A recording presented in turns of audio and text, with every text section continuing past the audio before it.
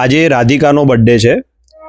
રાધિકા ગાંધીનગરની છે અને રાધિકા એ વોઇસ ઓફ ધ પીપલને તમે જોઈ શકો છો 165 કિલો બિસ્કિટ ડોનેટ કર્યા છે ગાંધીનગરના સ્ટ્રીટ ડોગને ફીડ કરાવવા માટે.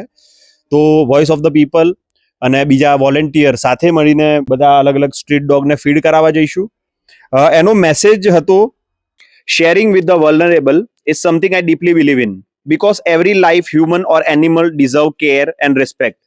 In our rush for comfort, growth and development, we often forget the animals and nature that quietly coexist with us. Stray dogs, birds and other creatures survive on what we overlook. And even small act of kindness can make their day or even save their life.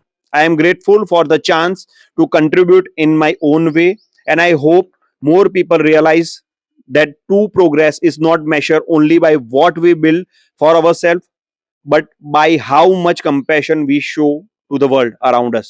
Radhika, આ બહુ જ સારો message, સારો વિચાર છે. અને ગાંધીનગરની એક સિંગલ છોકરી અગર એની બર્થડે ઉપર આટલા બધા બિસ્કિટ ડોનેટ કરીને ગાંધીનગરના સ્ટ્રીટ ડોગને ફીડ કરવાનું વિચારી શકે છે, અને આ 165 કિલો બિસ્કિટમાં એટલા બધા સ્ટ્રે ડોગ્સને અમે ફીડ કરાવી શકીશું. તમે પણ કરી શકો છો.